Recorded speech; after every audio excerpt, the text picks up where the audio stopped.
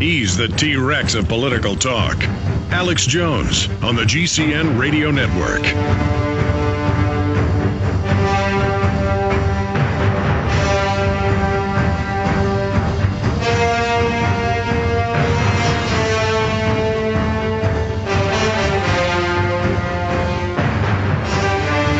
Well, he's going to be with us till about 45 after in the next hour. And we're going to have wide open phones next hour for G. Edward Griffin. He's a writer and documentary film producer with many successful titles to his credit. He's listed in Who's Who in America. He's well-known because of his talent for researching difficult topics and presenting them in clear terms that all can understand.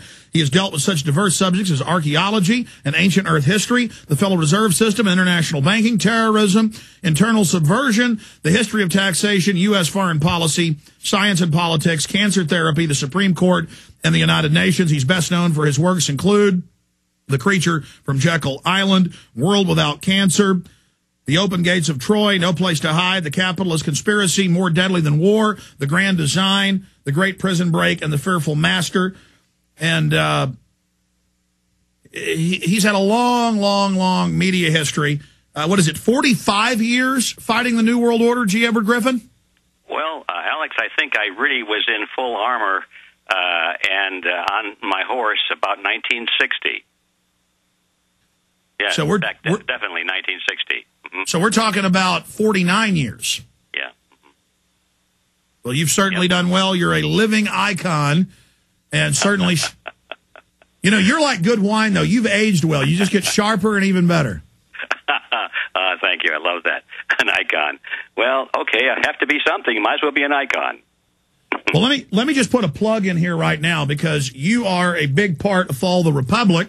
And I want to unveil to listeners the new cover. The first couple of runs we did with the Obama on the cover. And I started thinking, I don't want to make this just about Obama, even though he's their front man. And so we have the Statue of Liberty plunging down to its destruction with Obama down here at the podium. Fall of the Republic Collector's Edition, now available at INFOWARS.com. When you order it, this is the cover and the film you'll be getting. And I got to say, this latest print, we even did a better res, higher quality encode. Most people won't notice it, but this is just the most beautiful encode we've ever done on a film. It just looks like dynamite. The information is power-packed, and G. Edward Griffin is a big contributor to Fall the Republic, so I hope folks will get it today. Okay, going back to G. Edward Griffin. G. Edward, I've got so many questions, so many things I want to go over with you today, but the first thing I want to ask you is, 49 years fighting this, publishing best-selling books, really the name over the last half century. You're the person that people point at and say he's the icon. Even if some of the old timers were still alive, you would still be bigger than they are. And I'm not saying that for ego. I'm pointing out you have been a prime mover, a central force against the globalists. And with the long view of history, if we wouldn't have had you and others 50 years ago fighting and planting seeds and getting laughed at, we wouldn't be having this giant awakening that's blooming today that is really threatening the globalists, and they admit in their own documents, as you know, that they could lose control. That's why they're trying to bum rush us right now and bring in the entire program and accelerate it. So people need to understand it's not going to be an instant victory, and we'll talk about your long view of history and how we can beat these people coming up. But first, what is it like to see them openly announcing the world government, openly announcing the carbon tax, openly announcing it's going to be the IMF as the world rulers? We will pay our taxes to private bankers, to Al Gore. Everything you wrote about 20, 30, 40 years ago, because you were reading their own documents, to now see it actually taking place. The republic is falling. The dollar is falling. World government is rising. Break that down. Get into the healthcare takeover, the collectivists, the carbon tax, what we're witnessing, and with your long view of history, how you think this fight is going to unfold. G. Edward Griffin. Well, that's quite an interesting perspective wrapped up in a question there. I have to answer your question with a single word. It feels eerie. It's like having a bad nightmare, and you wake up and you say, oh, that was just a nightmare. Oh, come on, get it out of your mind. It's just a nightmare. Repeat after me, it's just a nightmare. And then all of a sudden, the events and the nightmare start to unfold before your eyes, and you go back and you say, oh, no, it's not a nightmare, this is reality. And it's that kind of an eerie feeling.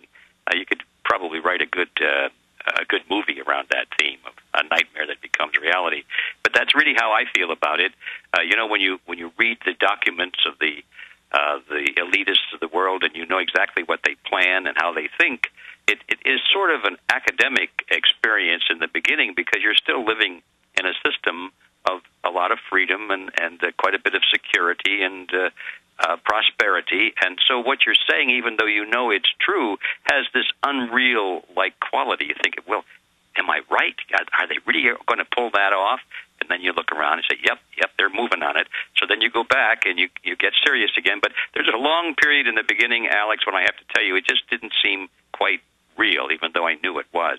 So here we are all these years later, and now, of course, there's no question that the scenarios that we put together, not our scenarios, it was their scenario, actually, that it was quite real. And we're living through it now, and it's kind of like, I use another analogy. It's like you're drifting along in a small rowboat or a canoe, and the water is kind of quiet and calm, and the birds are singing. It's a beautiful sunny day, and there's the water is very calm, and you're moving and enjoying watching the fish jump and all that sort of thing. But you know because you've looked at the map, you know that you're in a river that's headed toward a huge waterfall.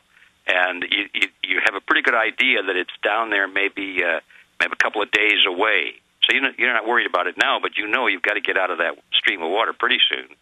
And so you're drifting along and everything is fine, but the closer you get to that waterfall, the more rapid the water seems to move. And now here we find ourselves with this little rowboat moving quite rapidly, and you could hear the sound, the roar of the water. You can't see it yet, but you could hear it. So that's another way of looking at it. I'm trying to give you the emotional experience that I have. It's a very unnerving thing. Well, that is a perfect way to describe it. And we've now rounded the bend, and we see the mist and steam rising up from Niagara. And I believe we can now actually see the waterfall. I mean, they're openly announcing world government. They're openly announcing carbon taxes, micromanaging our lives, one-child policies. Times of London comes out and says billionaire club and bid to curb overpopulation, secret meetings. We know that this is a hellish system.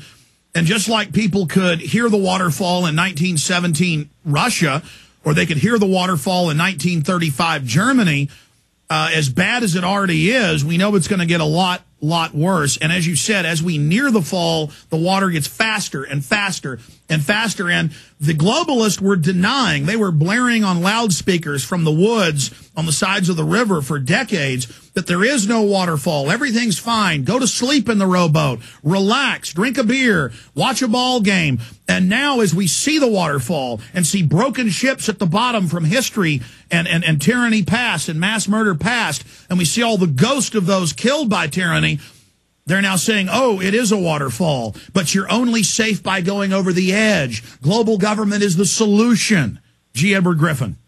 Well, I think you said it so well, as usual, Alex. Yeah, they're saying, look, if you stay where you are, you're going to be dashed against a rock. So therefore, go over the waterfall. Come with us. We will lead you over the waterfall. There's a nice big lake down there, and it'll be all calm again. The beginning of the video that you produced, that magnificent video, The Fall of the Republic, you've got a speech by Obama in which he's talking about the need for change. It's kind of his campaign rhetoric, but re-wrapped up in post-presidential events. That, yes, we had no choice. So we had to, we can't look back, he was saying. We can't ignore it. We can't pretend like it's not there. We must deal with it and all of those platitudes. And he's right in that sense. But then he says, we cannot continue what we were doing. But to any informed observer, that's the biggest laugh of all, because that is exactly what the present administration is doing. They are continuing what they were doing, except they're accelerating it somewhat. So there's no change in direction. It's always headed toward that waterfall. And yes, you're quite right. They're saying you got to go over the waterfall because you can't stay where you are. Well, that's not much of a choice, is it? No, it's not. And on both sides of us are the Republic, beautiful fields, forests. You know, we could build our civilization back if we had the engine of liberty. But instead, they're saying, oh, no, don't get out of the boat. Just keep going over the waterfall. Everything is going to be fine. But we know it's not going to be fine. We know that's a 1,000-foot drop down to those rocks below. We know that hundreds of other civilizations have gone over these falls, haven't they? Oh, yes, they have. And I guess it's time to abandon the analogy because actually when the people who are calling the shots today, they don't like the rowboat we're in. That rowboat provides way too much stability for people in them, and they really want that rowboat destroyed. They want the people in the water. They want the people, clamoring for life rings or little, lifesavers that the government would throw out to them because they want the people out of those boats and into the water.